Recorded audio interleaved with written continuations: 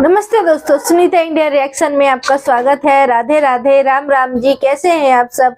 मैं अच्छी हूँ, आशा करती हूँ आप सब भी अच्छे होंगे। तो आज बात करते हैं सीमा हैदर के ऊपर। सीमा हैदर आप सभी को पता है बड़ी मकसद के साथ आई हुई है। ऐसे नहीं है कि वो छोटी मोटी ट्रेनिंग लेके आई है। सभी को लगता है कि वो बहुत बड़ी मतलब कुछ कांड करने आई है भारत के अंदर, और क्या कहते हैं, और बहुत ट्रेनिंग के साथ आई हुई है। और ढाल तो अपने 4 बच्चों को बनाई हुई है। और जो वो बोलती है मैं पाकिस्तान नहीं जाऊंगी, योगी जी, मोदी जी प्लीज मुझे भारत में ही रहने दो, ठीक है। सीमा हैदर के इसमें मैं बड़ी अपडेट दे रही हूँ आप लोगों को। तो इसको ना 3 नोटिस मिल चुकी है, लेकिन ये मतलब तीनों बार ये नहीं गई है केस में अपने, ठीक है, वहां पे खड़ी नहीं है। तो इसको मतलब लगता है भाई कि मेरे सर के ऊपर या तो किसी बड़े किसी का ताही शाही का हाथ है, तो मुझे क्यों किसी का डर रहेगा। और निडर होके तो वैसे ही रहती है, ये आप सभी को पता है। भारत के अंदर बिल्कुल निडर होके जी रही है वो, कोई उसको डर नहीं है, कुछ नहीं है। तो जो आम महिला है ना, वो इस तरह से नहीं कर सकती है। जो बिल्कुल ट्रेनिंग में ट्रेन हो चुकी हो, किसी गैर मकसद से आई हो हमारे भारत में, वही इस तरह से कर सकती है। तो इतना निडर हो गए तो भाई हमारे भारत के जो महिलाएं वो भी नहीं जीती होंगी अगर एक शहर से दूसरे शहर जाके रहती हैं तो। लेकिन भारत के अंदर आके भाई गैर मुल्क में भी आके सीमा हैदर इतना निडर होकर रहती है। हर किसी को मुंह उठा के उल्टा बोल देती है, गाली दे देती है। तो मैं एक छोटी सी क्लिप दिखाती हूँ, ये दी क्या कहती है आप लोग खुद ही सुनो और समझो। ये मतलब थोड़ा सा ध्यान से सुनना इनकी बातें, बिल्कुल सच्चाई बात बोल रही है ये। मैं इनकी बातों से सहमत हूँ बिल्कुल, ठीक है। और आप लोगों का राय क्या है कमेंट करके जरूर बताना। पहले पूरी क्लिप देख लेना, बीच में इसकी बिल्कुल भी नहीं करना। तो चैनल में नया है तो चैनल को सब्सक्राइब, वीडियो को लाइक जरूर करें। तो चलिए पहले क्लिप देखते हैं। किस तरह से देखिए, चंडीगढ़ से इसको 3 वो आ गए हैं, नोटिस आ गए हैं, ये नहीं गई। किस धौंस में? आप ये भी तो देखिए, किस धौंस में कुछ तो है ना जो हमें भी नहीं पता।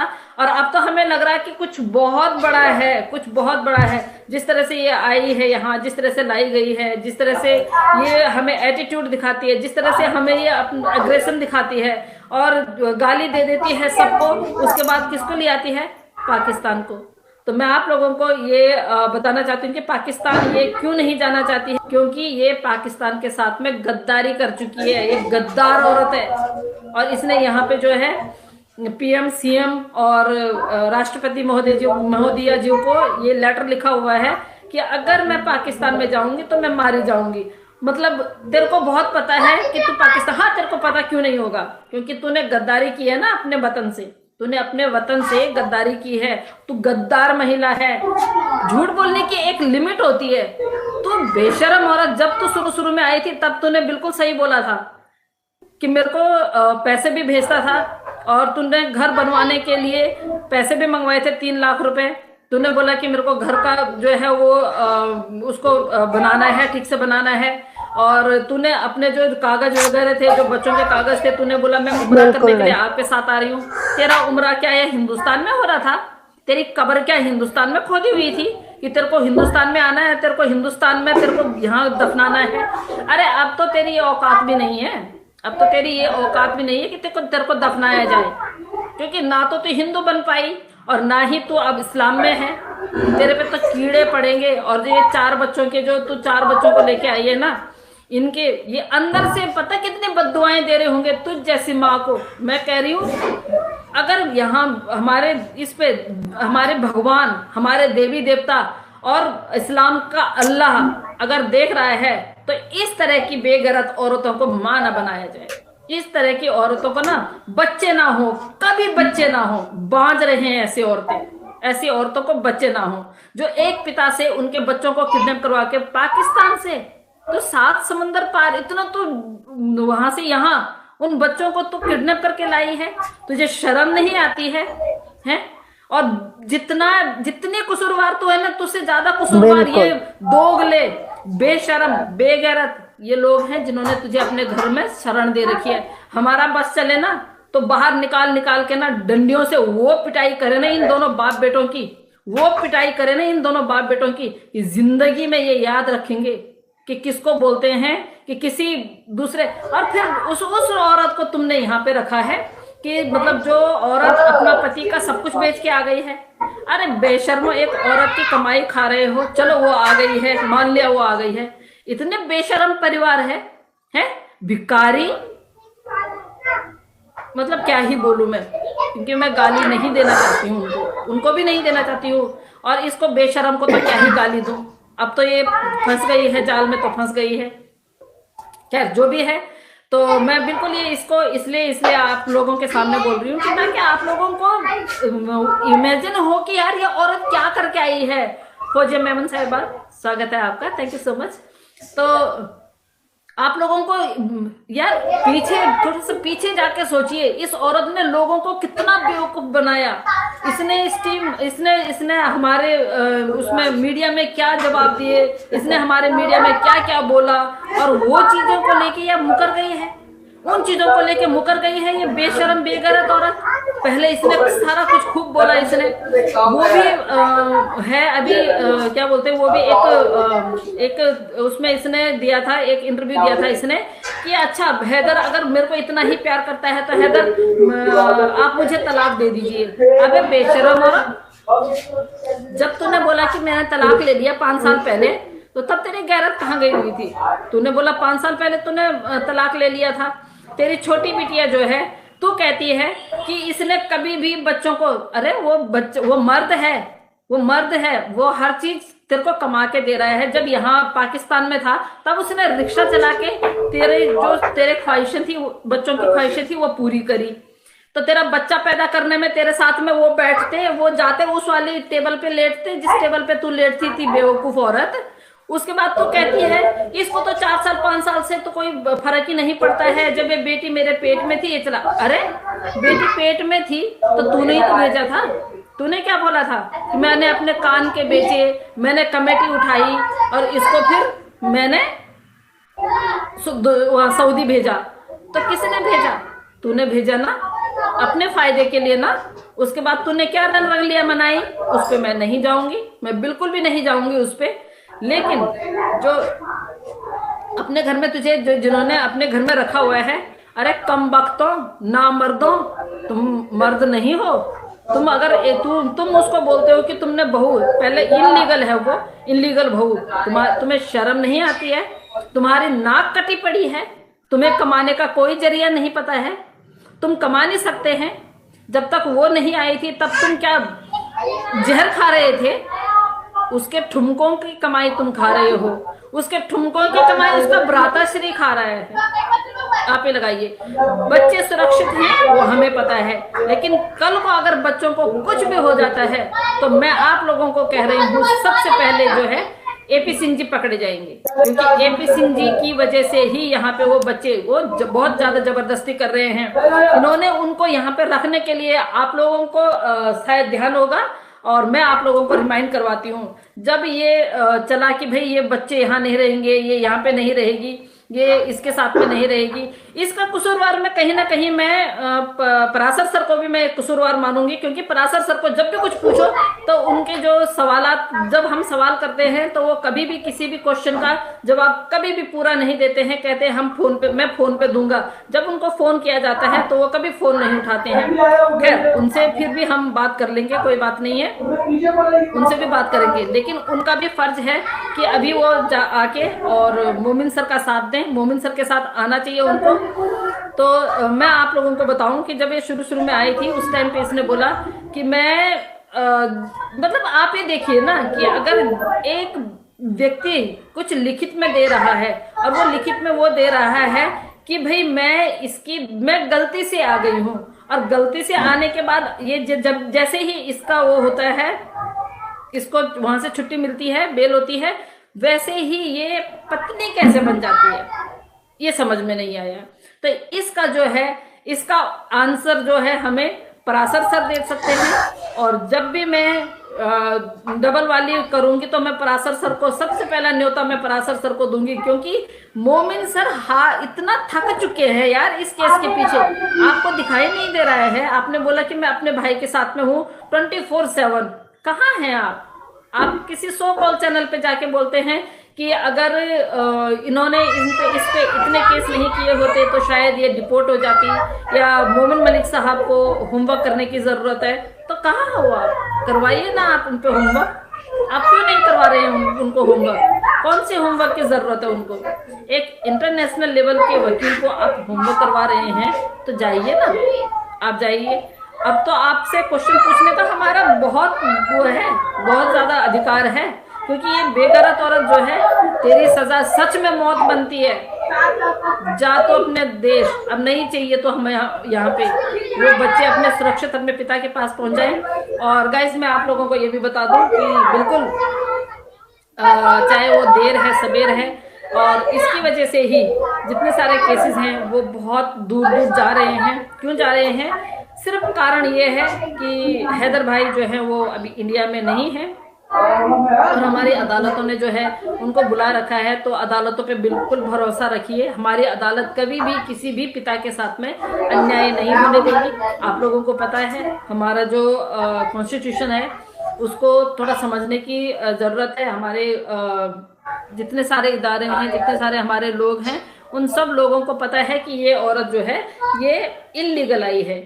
तो अगर ये इनलीगल आई है तो सिर्फ और सिर्फ उन बच्चों की वजह से उसको यहाँ पे रहने के लिए मिला हुआ है। बच्चे नहीं होते तो शायद इसको बेल भी नहीं मिलती। तो जिन लोगों ने बच्चे बुलाए हैं, आप लोगों को बहुत अच्छी तरह पता है कि बच्चों को बुलाने का यही एक मकसद था कि तेरे को बेल मिल जाएगी। बेल मिल गई उसको, और जिस तरह से ये यहाँ पे रह रही है, आपने देखा होगा पहले इसने हर किसी को गाली गलौज, तू तड़ाका, ये वो, पाकिस्तान वालों को भी गाली गलौज। और अभी भी मतलब आप ये देखिए ना, औरत का मतलब, इस औरत को मतलब सल्यूट करती हूँ मैं भाई। इस औरत को, इसको पता है इसके परखच्चे उड़ चुके हैं, इसके परखच्चे उड़ चुके हैं। जब से मोमिन सर ने बोला है कि मैं लाइव आके कुछ नहीं बताऊंगा, इसकी हालत वो हो रखी है ना कि जैसे बिना पानी की जो मछली तड़पती है ना, ये वैसा तड़पती है। ये सिर्फ ये जो 5-7 मिनट की जो ये वीडियो बनाती है ना, इसमें ये खुश है, बाकी ये खुश नहीं है। आप लोग यकीन कीजिए, ये बिल्कुल भी खुश नहीं है, और ये कभी खुश रह भी नहीं सकती है। जितने आंसू हैदर भाई के गिरे हैं, उतने आंसू सचिन मीना के परिवार पे और इस औरत पे लगेंगे। और जितने इसको यहाँ पे शय दे रहे हैं, चाहे वो AP सिंह जी हैं, चाहे वो राजवर्धन परमार जी हैं, चाहे कोई भी है, जितने सारे लोगों ने इनको यहाँ पे वो दे रखी है, शरण दे रखी है अपने उस पे बिहाफ पे। कोई भी सरकार पे ना उंगली उठाए, ना इदारों पे उंगली उठाए। जो लोग इसके साथ में हैं, इसने खुद बोला है कि बहुत बड़े बड़े लोग हैं, तो हम भी देखना चाहेंगे कितने बड़े बड़े लोग हैं, कौन बड़े बड़े लोग हैं। उन लोगों की शक्ल हम भी देखना चाहेंगे कि तुम में कितनी हिम्मत है। क्या तुम कानून से बड़े हो? क्या कानून आपने लिखा है? भीमराव अंबेडकर जी ने अगर संविधान बनाया है तो वो संविधान आप लोगों ने वो चेंज कर दिया है। और इस बेगैरत 2 टके की औरत के वजह से, और जो ये इस घर में जिस घर में रह रही है, इनकी वजह से, ये बेशरम जो लोग हैं जिन्होंने अपने घर में इसको रखा हुआ है, इनकी वजह से आप अपना संविधान चेंज कर देंगे? क्या आप इतने बड़े लोग हो? कितने बड़े लोग हो यार आप लोग, कितने बड़े लोग हो जो आप एक इस बेगैरत, एक इल्लीगल महिला के लिए आप अपना संविधान चेंज कर सकते हो? मुझे नहीं लगता है कि उसमें से कोई भी समझदार व्यक्ति होगा, सारे के सारों का दिमाग होगा खराब। बिल्कुल सही बात है। हमारे भारत के लोगों को जागने की जरूरत है, जो इसके साथ में खड़े हैं उनको, और जो इसके खिलाफ है उनको, तो वो तो जागे हुए हैं। तो आपने सुना ना ये दी ने क्या कहा, तो इन दीदी का बिल्कुल कहना सही है कि मतलब भाई इसका क्या कर सकते हैं कि नहीं। ये मतलब इतना मतलब वो घटिया औरत है जो ये मतलब अपना खुद ही मतलब रास्ता बंद करी है पाकिस्तान जाने का, उल्टा सीधा बोल के, गालियां दे के, जिस तरह से मतलब मैं तो कहूंगी ये अपनी मर्जी से तो शायद स्टार्टिंग नहीं करी होगी, लेकिन इसको धीरे धीरे आदत हो गया कि भाई हाँ मैं पाकिस्तान के बारे में बुरा ही बोलूंगी तभी मैं भारत में रह सकती हूँ। तो ये शुरुआत AP सिंह ने करवाया। मैं ये कहूंगी कि AP सिंह ने इसको स्क्रिप्ट लिख के दिया कि भाई तू पाकिस्तान मुर्दाबाद बोल तभी तू भारत में रह सकती है, और लोगों के दिल में तू राज कर सकती है। और सनातनी बोल के मैं सनातनी बन गई हूँ, सनातनी धर्म अपना चुकी हूँ। तो जय श्री राम बोल, राधे राधे बोल, तो ज्यादा तू जो भारतवासी है उनके दिल में तू राज करेगी। तो नहीं भाई, ऐसे नहीं होता है एपी सिंह भैया। ये सनातनी बन जाए, चाहे कुछ भी करे, या दिन रात वो राधे श्याम बोले या राम राम बोले, जैसे भी बोलना उसको जो उसका दिल में आता बोले, लेकिन हमारे भारतवासी के किसी भी, मेरे भारत के मतलब दिल में ये राज नहीं कर सकती है। अभी हाँ, कुछ दिन के लिए जो कहते हैं ना कि मतलब जो गलत फहमी है ना, जो काली रात होती है, ठीक है, वो थोड़ा सा रात लंबा लगता है कि ना। इसी तरह से ये सोच लीजिए कि जो सीमा हैदर है हमारे सर के ऊपर काली रात के जैसे बन के आई हुई है, जो कट नहीं रही है, लेकिन देर है सबेर एक दिन जरूर होगी, अंधेरा है तो, ठीक है। तो के जो प्रशासन है उनके भी आंखें खुलेगी, अगर किसी की आंखें नहीं खुली है तो। वैसे तो हमारे प्रशासन बहुत अच्छा काम कर रहे हैं, कोई भी ये नहीं है कि नहीं कर रहे। मोमिन मलिक सर का तो बात ही निराला है, उन्होंने ऐसा कोई भी काम नहीं किया है जो सीमा हैदर के खिलाफ के भाई वो पाकिस्तान जाए या रिपोर्ट हो या जेल में जाए, सारा काम उन्होंने फिनिशिंग अच्छे से करा हुआ है अपने तरीके से, ठीक है ना। क्योंकि वो वकील है भाई, वो सब कुछ जानता है, ठीक है, उसको क्या करना चाहिए क्या नहीं करना। किसी के बोलने पे कुछ होता नहीं है। लोग को क्या है, हमारा क्या, हम क्या कानून जानते हैं ज्यादा? बिल्कुल नहीं जानते हैं। जो मुंह में आए वो बोल दिए, है कि नहीं। जो कानूनी कार्रवाई है वो मोमिन मलिक सर अच्छे से जानते हैं, तो वो कर रहे हैं। और गुलाम हैदर को बच्चे जरूर मिलेंगे, ठीक है। और जो भी बातें हैं आप लोगों ने सुनी इस क्लिप के माध्यम से, तो आप लोगों का राय भी क्या है कमेंट करके जरूर बताना मुझे। और वीडियो को ज्यादा से ज्यादा शेयर करें, और आपका एक लाइक एक कमेंट मेरे लिए मायने रखती है। मेरे यहाँ पे बहुत ज्यादा शोर होने लग गया है। तो जैसे सीमा हैदर के जो घर वाले, फेक घर वाले बोलूंगी, सचिन के परिवार है, उनको शर्म वाकई में नहीं लगती है। पहले उन्होंने लिखित में दिया कि ये यहाँ पे गलती से आ गई है भारत के अंदर, और मेरा बेटा का दोस्त है, पबजी के द्वारा इनका ये हुआ। और मतलब बेल मिलते ही वो उसकी पत्नी भी बन गई, शादी भी करा दिए, सब कुछ, बच्चे भी अब पैदा कर रहे हैं। यार कहाँ है यार तुम्हारी शर्म, कहाँ है सचिन भाई तेरे शर्म? और तेरे माँ बाप को भी बोलती हूँ मैं, शर्म आनी चाहिए आप लोगों को। नेत्रपाल जी, आप लोगों को, सबको मैं बोलती हूँ इस चीज को। क्या एक पाकिस्तान से गैर कानूनी तरीके से आई हुई महिला ही आपको पसंद आई? क्या आप लोग कमाना नहीं जानते? इतने सालों से क्या आप लोग रोटी नहीं खा रहे थे कमा के? क्या उसके ठुमके पे ही पल रहे हो? वाकई में जो लोग बाग कहते हैं वो क्या सच है, ये बताइए। आज सीमा हैदर का आप मानेंगे नहीं, अगर जिसको नहीं पता होगा, जिसको पता है उसको तो पता ही है। 10-11 चैनल है, 10-11 चैनल। तो आप सोच सकते हैं कि 10-11 चैनल में कितना कमाई होता होगा उनके। तो इसीलिए तो किसी का भी अलाल ही, जिसे बोलते हैं ना अलाल बन चुके हैं लोग। उनको कमाने को मन नहीं करता घर वालों का, किसी का भी, सचिन का घर परिवार का। तो कहाँ से सीमा हैदर को पाकिस्तान जाने देंगे भाई? उसके ढाल बन के खड़े हुए हैं। तो दोस्तों आप लोगों का राय क्या है कमेंट करके जरूर बताना। और आपका एक लाइक एक कमेंट मेरे लिए बहुत मायने रखते हैं, तो प्लीज लाइक कमेंट करना ना भूलें। तो चैनल में नए हैं तो चैनल को सब्सक्राइब, वीडियो को लाइक जरूर करें, और वीडियो अच्छी लगती है तो दोस्तों में भी शेयर करें। तो आज के लिए इतने दोस्तों, फिर मिलते हैं नेक्स्ट वीडियो में, तब तक के लिए जय हिंद जय भारत।